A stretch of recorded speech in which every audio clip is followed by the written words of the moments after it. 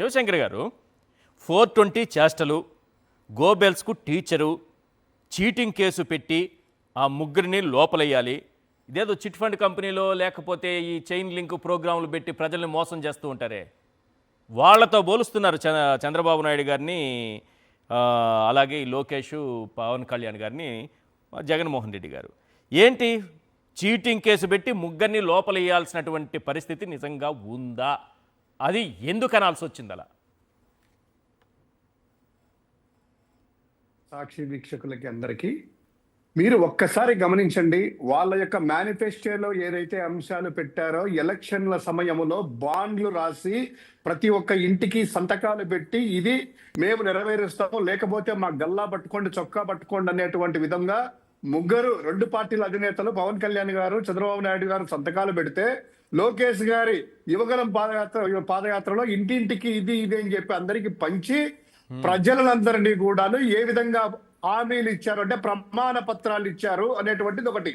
ఒక్కొక్క అంశాలు జగన్మోహన్ రెడ్డి గారు ఈ రోజు చెప్పినట్లు తర్వాత వాళ్ళు అధికారంలోకి వచ్చిన తర్వాత ప్రజల చేత ఈ యొక్క ప్రమాణ పత్రాలు ఇచ్చి ఓట్లు వేయించుకున్న తర్వాత, అంటే ఇప్పుడు ఇక్కడ నేను ఎందుకు స్పెసిఫిక్ గా ప్రమాణ పత్రం అని చెప్తున్నానంటే, మీరు ఎవరి దగ్గరైనా కూడా ఏదైనా కూడా అప్పుగా తీసుకున్నా ఏదైనా తీసుకున్నా ఒక ప్రామిసరీ నోట్ అనేటువంటిది రాసిస్తారు. ఆ ప్రామిసరీ నోట్ అంటే ప్రమాణ పత్రము. ఆ ప్రమాణ పత్రం అనేటువంటిది మీరు నెరవేర్చకపోతే, మీరు తిరిగి ఆ యొక్క హామీ చేయకపోతే, ఆ యొక్క డబ్బులు వెనక్కి ఇవ్వకపోతే, దాన్ని బ్రేక్ చేస్తే కోర్టుకి వెళ్ళేసి మీ మీద చీటింగ్ కేసు పెట్టి లోపల చేయడానికి మన యొక్క న్యాయ శిక్షా స్మృతిలో ఏ విధంగా ఉన్నాయో అదే పద్ధతిలో వీళ్ళు సంతకాలు పెట్టి ఇచ్చినటువంటి ప్రజల హామీలను ఒక్క హామీ కూడా నెరవేర్చకుండా ఇచ్చినట్టు మరోసారి ఏం చేస్తున్నారు, అది ఎగరగొట్టుగా ప్రజలకు అన్ని ఇచ్చేసామని ప్రభుత్వ ఖజానా నుంచి దాదాపు 100 కోట్ల రూపాయలు పెట్టి పేపర్ యాడ్లు టీవీలలో సూపర్ సిక్స్కి ఇచ్చాము, ఇది ఇచ్చాము, అది ఇచ్చాము అనేసి మోసం చేస్తున్నారు. మీరు అన్నట్టు ఒక్కొక్క అంశానికి ఎంత ఎక్కువ వద్దు. ప్రధానమైనటువంటిది ఈ రోజు నిరుద్యోగ వృత్తి తీసుకున్నాం సార్. అన్ఎంప్లాయ్మెంట్ ఎలా ఉంది ఈ రోజు? విచ్చలవిడిగా తాండవిస్తుంది. మా ప్రభుత్వ హయాంలో 1,30,000 మందికి సింగిల్ నోటిఫికేషన్ తో గ్రామ వార్డు సచివాలయ ఉద్యోగులని ఫిలప్ చేయడమే కాకుండా వివిధ తీసుకుంటే 6,50,000 మంది ఉద్యోగాలు, ప్రభుత్వ ఉద్యోగాలు భర్తీ అయ్యాయి.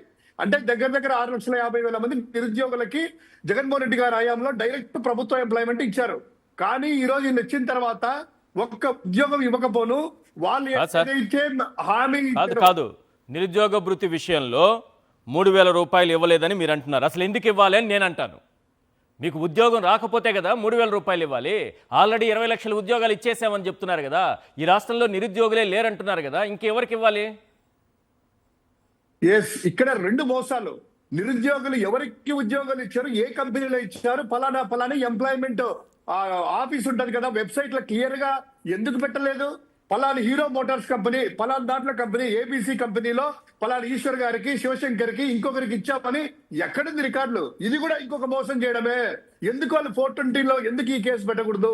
చీటర్ గా ఇది చీటింగ్ కాదా? 20 లక్షల మందికి పేర్లు పెట్టమనండి సార్. నియోజకవర్గాల వారిగా ఇంతకు ముందు మేము ఉన్నాము.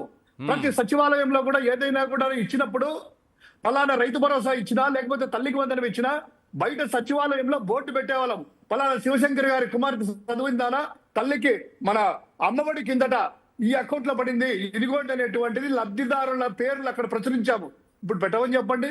20 లక్షలు కాదు కదా, 20,000 కాదు 2,000 మందిని పలానా ఉద్యోగాలు ఇచ్చామని 2,000 మందిని పేర్లు అనౌన్స్ చేయమని చెప్పండి. 2 లక్షలు కాదు 20 లక్షలు చెప్పారు కదా, నేను అడిగేది 2,000 అడుగుతున్నాను. ఇంత మోసం కాదా? ఎందుకు 420 కేసు పెట్టి ముగ్గురిని బొక్కలు వేయకూడదు? మరి ఈ పెట్టుబడులు ఏవో వచ్చాయి, ఒక 20 లక్షల కోట్లు ఆల్రెడీ వచ్చేసి 10 లక్షల కోట్లు అనుకుంటా రామోజీరావు గారు పేపర్లో రాసినట్టున్నారు. 10 లక్షల కోట్లు, 15 లక్షల కోట్లు పెట్టుబడులు ఆల్రెడీ వచ్చేసాయి. అవి కాకుండా మొన్నేవో ఒప్పందాలు కూడా చేసుకున్నారు. మరి ఇన్ని లక్షల కోట్ల పెట్టుబడులు రాష్ట్రానికి వచ్చేస్తే 20 లక్షల ఉద్యోగాలు కూడా ఎప్పుడో వచ్చేస్తుండాలి కదా. అదే పెట్టుబడులు రావడం వేరు, ఎంఓయూలు చేసుకోవడం వేరు, గ్రౌండింగ్ కావడం వేరు, గ్రౌండింగ్ అయిన తర్వాత ఎంప్లాయ్మెంట్ జనరేట్ కావడం వేరు. ఇదంతా కాకుండా ప్రజల్ని ఒకటే ఎగ్జాంపుల్ తీసుకుంటాం సార్.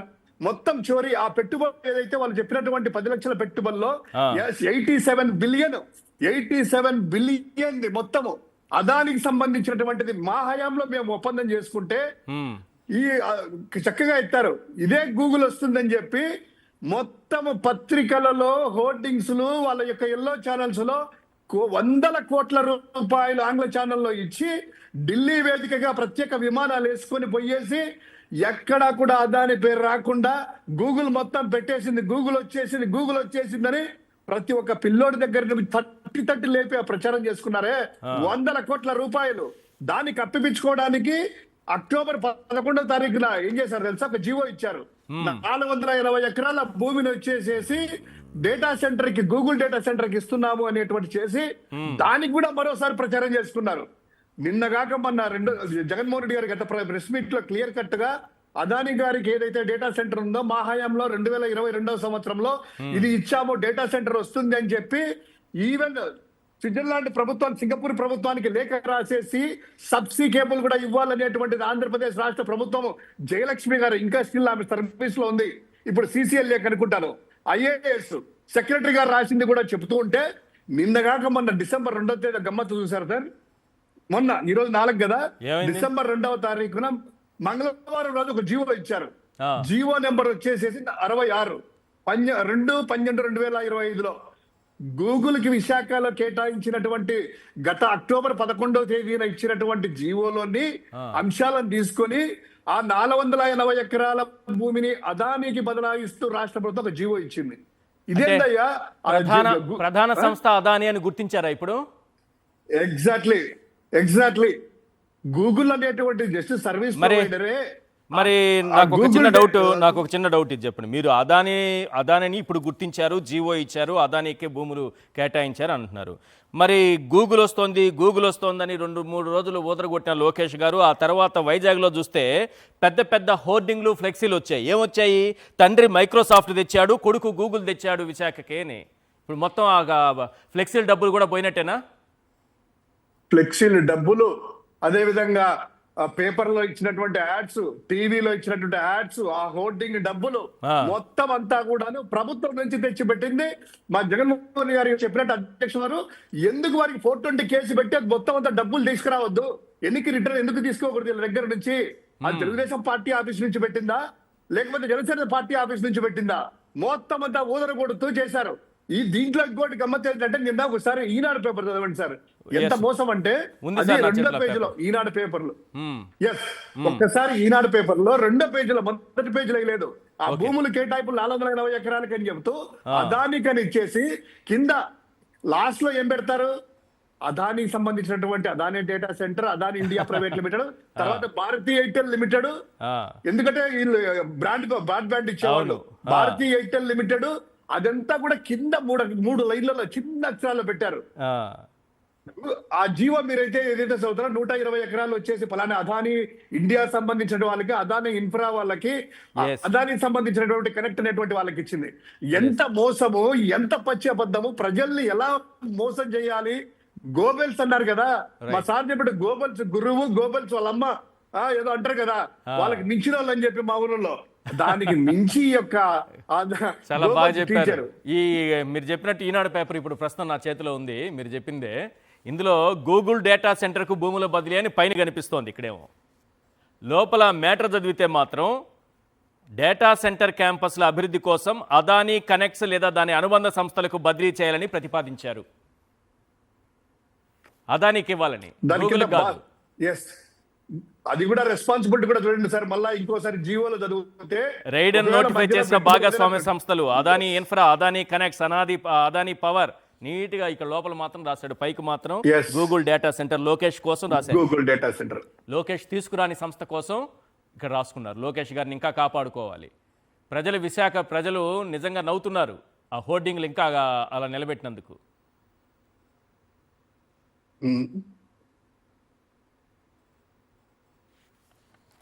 నిన్న మీరు అన్నట్టు ఆ హోర్డింగ్ అనేటువంటిది ఈ రోజు ఏం దానికి సమాధానం చెప్పలేదు. అంతెందుకు సార్, వీళ్ళ యొక్క అదేదో చెప్పారు కదా, ప్రపంచవ్యాప్తంగా కంపెనీలు వస్తున్నాయని ఊదరగొట్టడానికి ఒక విశాఖ వేదికగా సంథింగ్ గ్లోబల్ సదస్సు ఏదో పెట్టారు కదా, ఆ సదస్సులో అదానీ గారి అబ్బాయి వచ్చేసేసి మేనేజింగ్ డైరెక్టర్ అదానీ గారు అలా కరణ్ అదానీ అనుకుంటాను.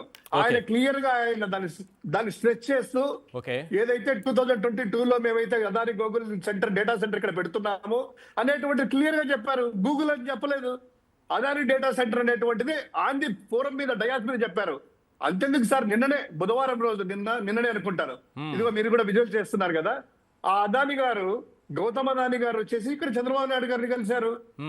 బాబా మీరు గమనించినారో ఏదో, గతంలో ఇదే ఒక ఇన్వెస్టర్ గా జగన్మోహన్ రెడ్డి గారి దగ్గరికి అదానీ గారు వచ్చేసి ఇదే గౌతమ్ అదానీ గారు వస్తే ఎల్లో మీడియా టీడీపీ వాళ్ళు అంతా ప్రెస్ మీట్లు పెట్టి రాష్ట్రాన్ని అంతా దోచుకుపోతున్నాడు, అదానికి రాసిస్తున్నాడు, అదాన్ని వచ్చి జగన్మోహన్ రెడ్డి గారి సీఎం ని కలిశారని నానా గగ్గోలు పెట్టారే.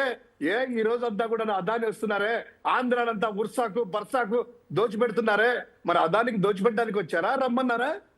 దీనికి సమాధానం చెప్పాలి కదా. గగ్గోలు పెట్టారు. మీరు ఒక విజువల్ చూడండి సార్, మొత్తం చిన్నోడి దగ్గర నుంచి పద్దోడి దగ్గర వరకు టీడీపీ ఆఫీస్ దగ్గర నుంచి ఎల్లో మీడియా, ఈనాడు, ఆంధ్రజ్యోతి, టీవీ5 మొత్తం మొదలు పెడితే అదాని గౌతమ్ అదాని వచ్చాడంట జగన్మోహన్ రెడ్డి గారి ఇంటికాడికి, ఆంధ్రప్రదేశ్ ముఖ్యమంత్రి గారి ఇంటికాడికి, మొత్తం ఆంధ్ర రాష్ట్రం అంతా భూములన్నీ రాయిస్తున్నాడు అదానికి. ఓకే, ఈ క్రెడిట్ కొట్టేసింది, ఇచ్చిన హామీలు ఎగ్గొట్టింది, ఇవన్నీ చంద్రబాబు నాయుడు గారికి సంబంధించిన అంశాలు కదా. మీరు ముగ్గురిపైన 420 కేసులు పెట్టాలని మీరు అంటున్నారు. ఈరోజు విజయవాడలో దాదాపు 42 ఇళ్ళు కూల్చేసి 42 కుటుంబాలని రోడ్డు పాలు చేస్తే సుప్రీంకోర్టు స్టే ఇస్తోందయ్యా, కాసేపట్లో కాపీ చేతికి వస్తుందంటే కూడా వినకుండా, కాపీ ఇంకా మా చేతికి అందలేదని అప్పటికప్పుడే 42 ఇళ్ళు కూల్చేసి 42 కుటుంబాలని వీధి పాలు చేస్తే వాళ్ళని ఆదుకోవడానికి పాపం ఉప ముఖ్యమంత్రి గారు వస్తారు కదా, పాపం ఆయన పైన కూడా మీరు 420 కేసు పెట్టమని ఎట్టంటారు? ఎవరో ఒకరు ఉండాలి కదా. ఎక్కడైనా ఒక ఇల్లు కూలిపోయినా, ఒక గోడ కూలిపోయినా ఆయనే కదా వచ్చేది ముందుగా. వాళ్ళు చెప్పారు సార్ మీరు అన్నట్టు, ఎందుకు 420 ఈయన మీద కూడా ఎందుకు పెట్టాలంటున్నారు కదా. సరే, ఇది ఒక ఎగ్జాంపుల్ తీసుకుందాం. మీరు ఈ కట్టడాలు చూస్తేనే పవన్ కళ్యాణ్ గారిది ఒక సినిమా, ప్రైవేట్ సినిమా షూటింగ్ గుర్తొచ్చింటదే. 120 నుంచి 180 కిలోమీటర్ల దూరంలో ఒక జీన్స్ ప్యాంట్ వేసుకొని షర్ట్ ఎక్కి ఒక కారు మీద పైన కూర్చొని ఇలా ఉంటే పాపం కుర్రోళ్ళంతా 2 వీలర్లు వేసుకొని స్పీడ్ గా ఇదిగో విజువల్స్ వస్తున్నాయి. మీ ఫేస్ లో ఒకసారి గ్లో వచ్చేసింది కదా సార్ ఆ విజువల్ చూడగానే. కరెక్ట్ గా వేశారు. నేను ఏదైతే చెప్తున్నాను, విజువల్స్ రెడీగా వేశారు. 180 స్పీడ్ లో వెళ్తా ఉంటే ఆహా వస్తున్నాడు రా ఆపద్ బాంధవుడు కాపాడడానికి వస్తున్నాడని వెళ్ళి ఎందుకు వెళ్తున్నారు సార్ ఈ సందర్భం చెప్పనా? ఇప్పటం అనేటువంటి గ్రామము ఇదే. ఇప్పుడైతే మీరు ఏదైతే అన్నారు భవానీపురం అని 42 ఇల్లు, దాని దగ్గరికి వస్తాను. అది చెప్పే ముందు ఇది చెప్పి వస్తాను. ఇదే ఇప్పటం గ్రామము ఆయన పార్టీ ఆఫీస్ కి, ఆయన ఇంటికి కొంచెం అటు సైడ్ ఉంటది ఇప్పటము, లెఫ్ట్ సైడ్ భవానీపురం ఉంటది నేను నా డైరెక్షన్ లో. ఎప్పుడైతే ఇప్పటంలో మా ప్రభుత్వ హయాంలో అది ఇల్లు కూర్చడానికి కాదు, అది వచ్చేసి ప్రైవేట్ భూములు కాదు, ప్రభుత్వానికి సంబంధించినటువంటి రోడ్డులో ఎంక్రోచ్మెంట్ అంటే కొంతమంది ముందు పక్క గోడలు కట్టుకొని రోడ్డుకి అడ్డంగా ఉంటే ప్రహారీ గోడలు అంటారు. ప్రహారీ గోడలు కట్టుకుంటే గోడలు తొలగించమని దగ్గర 3 నుంచి 4 నెలల క్రితం ముందే నోటీసులు ఇచ్చేసేసి మీరు తీసుకోండి అయ్యా, ఈ రోడ్డు వైడనింగ్ అవుతుంది, ఇది ప్రభుత్వ భూమి, ఎంక్రోచ్మెంట్ అయ్యారనేటువంటిది చేస్తే దానికి నోటీసులు ఇచ్చినా కూడాను ఈయన కూలుస్తా ఉంటే వెళ్ళేసి షూటింగ్ లెవెల్ వెళ్ళారు. పోలీసులు అడ్డుకుంటే ఏం జరుగుతుంది అది ఇది అని మొత్తం అంతా నానా హంగామా చేసి రాష్ట్రం అంతా ఏమైందంటే అబ్బోబ్బో జగన్మోహన్ రెడ్డి గారు ఊర్లు కూల్చేస్తున్నాడేమనేటువంటి ఒక బిల్డప్ ఇచ్చారు. అప్పుడు అధికారులు క్లియర్ గా చెప్పారు, అయ్యా ఇది ఎంక్రోచ్మెంట్, దీనికి సంబంధించి నోటీసులు ఇచ్చారంటే ఈయన దగ్గర నుంచి అందరూ అబద్ధాలు ఆడారు. తర్వాత కోర్టుకి వెళ్ళేసి కోర్టు నిజాలు తెలిసి నోటీసులు ఇచ్చిన తర్వాత వాళ్ళకి ఎవరికైతే అక్రమంగా అన్యాయంగా ప్రభుత్వ రోడ్డు లేకొచ్చినటువంటి వాళ్ళకి తప్పుడు సమాచారం ఇచ్చారని చెప్పేసి ₹1 లక్ష జరిమానా వేసింది. గుర్తుంటుంది సార్ మీకు? జరిమానా వేసింది తప్పుడు అది కాస్త పక్కన పెడితే నిన్న రామరాజ్య నగర్, దాని పేరు కూడా చూడండి ఎంత చక్కగా పెట్టుకున్నారో పాపం. రామరాజ్య నగరం అని చెప్పి 42 మంది ప్రైవేటు వ్యక్తులు ఒక సొసైటీకి సంబంధించిన భూమి అమ్ముతుంటే లోన్లు పెట్టి, బ్యాంకు లోన్లు రిజిస్ట్రేషన్ సక్రమంగా రిజిస్ట్రేషన్ చేయించుకొని, లోన్లు కూడా రిజిస్ట్రేషన్ ఇలా పేరుతో ఉంది కాబట్టి బ్యాంకర్ లోన్ ఇచ్చారు కాబట్టి ఆ ఇల్లులు కట్టుకొని 30 సంవత్సరాల నుంచి ఆ ఇంట్లో ఉంటున్నారు నివాసం. 30 సంవత్సరాలు, 30 నెలలు కాదు, 30 రోజులు కాదు. దానికి ప్రైవేటు తగాదా ఏదో వెళ్తే వాళ్ళు ఎన్నికల ముందు కూడాను రోడ్లలో టెంట్లు వేసుకొనేసి ఇబ్బందులు పడతా ధర్నాలు చేస్తుంటే ఇదే కూటమి నాయకులు వెళ్ళారు. ఏమైందా మీ ఓట్లన్నీ మాకేంటి దీని అంతా ఆపుతామన్నారు. ఏమన్నారు? మీ ఓట్లందరూ మాకేంటి, దీన్ని మేము ఆపుతాము, ఇది జరగకుండా కూల్చకుండా చేస్తామన్నారు. సరే అని మోసపోయి పాపం ఆ భవానీపురం వాసులు ఓట్లు వేశారు. వేసిన తర్వాత నిన్న కూల్చడానికి వస్తుంటే సార్ ఏది కింద కోర్టు ఇచ్చిందని సుప్రీంకోర్టులో వాదనలు జరుగుతున్నాయి. 11 గంటలకు స్టే అనేటువంటిది ఇది ఇచ్చిందయ్యా. ఆ స్టే అనేటువంటిది ఇచ్చారు, ఒక రోజు వరకు ఉండమని. నెక్స్ట్ డే అయినా కూడా అవకాశం ఇవ్వండి. 42 మంది కుటుంబాలు కాళ్ళు వేళ్ళు పట్టుకొని కుర్రో ముర్రో అని ఏడుస్తా ఉంటే మొత్తం అంతా ఆ ఏరియా లేఅవుట్లంతా కూడాను బారికేడ్లు పెట్టి బెటాలియన్లంతా కూడా దిగి ఏది పాకిస్తాన్ ఇండియా బార్డర్ లో దింపుతారు కదా ఆ రేంజ్ లో పెట్టి బుల్డోజర్లు తీసుకొని వచ్చేసేసి వాళ్ళు రిక్వెస్ట్ చేసుకుంటున్నా కూడాను మొత్తం కూల్చడానికి ప్రయత్నం చేశారు. వాళ్ళు కరకట్ట మీదకి పరిగెత్తారు. ఈ పక్క పరిగెత్తే పవన్ కళ్యాణ్ గారు లేరంటే ఏది ఆ మన మంగళగిరి సైడ్ లేరంటే ఈ పక్క పరిగెత్తారు, కరకట్ట సైడ్ పరిగెత్తారు. కరకట్ట సైడ్ పరిగెత్తుంటే కరకట్ట దగ్గర ఆపేశారు పోలీసులు. ఏమంటే మాకు జోడింటారయ్యా పేదోళ్ళు అంటే, లేదు లేదు లేదు రేపు లోకేష్ గారు వస్తారు ప్రజా దర్బార్లకి రండి అని చెప్పి కరకట్ట అడుగు పెట్టకుండా 42 కుటుంబాలని రోడ్డు మీదకి మళ్ళీ ఎన్నిక పంపించారు. ఏం పవన్ కళ్యాణ్ రాలేదా? టాపిక్ కారు టాపిక్ పవన్ కళ్యాణ్ గారు రాలేదా? అదే పవన్ కళ్యాణ్ గారి కోసం రాలేదా? కుర్రో ముర్రో అని ఓట్లు ఇచ్చుకున్నారు. చిత్తూరులో ఉన్నారు సార్. ఈ రోజు జగన్మోహన్ రెడ్డి ప్రెస్ మీట్ జరుగుతుంది కదా, దాన్ని డైవర్ట్ చేయడానికి చిత్తూరుకి పంపించారు ఆయన్ని. చూడకూడదని చెప్పి జగన్మోహన్ రెడ్డి గారు ప్రెస్ మీట్ లో ప్రజలకు వాస్తవాలు వెళ్తాయి కదా, అది చూడకూడదు జనాలు కొంతమంది మిగతా కవర్ చేయాలని చెప్పి ఎల్లో మీడియా అంతా కూడా డబ్బా కొట్టడానికి చిత్తూరుకి పంపించారు, ఏదో ఒకటి ఓపెనింగ్ అని చెప్పి. తర్వాత లోకేష్ గారిని వైజాగ్ పంపించారు, ఇక్కడ చేయండి అని చెప్పి. సో ఇది అల్టిమేట్ గా సార్ ఒక ప్రైవేట్ వ్యక్తులకు సంబంధించింది. వస్తారేమో సార్, సంవత్సరాలుగా మనం తొందరపడుతున్నామేమో. రేపు పవన్ కళ్యాణ్ గారు కార్ ఎక్కి టాప్ ఎక్కి దానిపైన కూర్చొని చాలా మీరు చెప్పిన 120 కిలోమీటర్ల స్పీడ్తో వస్తారేమో రేపు. ఎందుకు సార్ ఇంకా అక్కడ ఉండేటువంటి ఆనవాళ్ళు కూడా లేకుండా చేయండి అని చెప్పడానికా? కనీసం బిల్డింగ్ ఆనవాళ్ళని కింద కూర్చిన తర్వాత మట్టి పిల్లలు ఇటుకలు ఉన్నాయి, అది కూడా లేకుండా చేయడానికా? ఎలక్షన్ల ముందు జగన్మోహన్ రెడ్డి గారు బదనాలు చేయడానికి ఆ రోజు ఇప్పటి వెళ్ళావే ప్రభుత్వ భూముల ఎంక్రోచ్మెంట్ అయినందుకు ఈ రోజు పాపము 30 సంవత్సరాల నుంచి వాళ్ళ కష్టంతో లోన్లు తీసుకొని రిజిస్టర్ చేసుకొని ప్రైవేట్ వ్యక్తుల ఆస్తులు ఈ ప్రభుత్వ అధికారులు కనీసం అంటే ఒక్క రోజు కూడా ఆగకుండా 4 గంటలు ఆగకుండా సుప్రీంకోర్టు తీర్పు స్టే ఇవ్వని ఇచ్చిందంటే వాళ్ళు ఏమంటారంటే సార్ అధికారులు, సార్ సుప్రీంకోర్టు ఇచ్చిండొచ్చు, మాకు నోటీసు మా చేతికి అందలేదు కదా అంటారంట. మా చేతికి అందలేదు అంటారంట. ఇది ఏమన్నా పాకిస్తాన్ ఇండియా బార్డర్ ఇష్యూనా? రైట్, ఏంటి సార్ ఇది? రైట్. యాక్చువల్లీ చీటింగ్ కేసులు పెట్టకూడదు. రైట్, యాక్చువల్లీ ఆయన కారు టాప్ ఎక్కి వచ్చేవాళ్లే కానీ పాపం పెట్రోల్ డీజిల్ ధరలు ఎక్కువగా ఉన్నాయి కదా, తగ్గిన తర్వాత వస్తారేమో కారు టాపు జీపు ఎక్కి. ఇప్పుడైతే ఏపీలో అత్యధిక ధరలు ఉన్నాయి కాబట్టి ప్రస్తుతానికి రాలేకపోతున్నట్టున్నారు పవన్ కళ్యాణ్ గారు.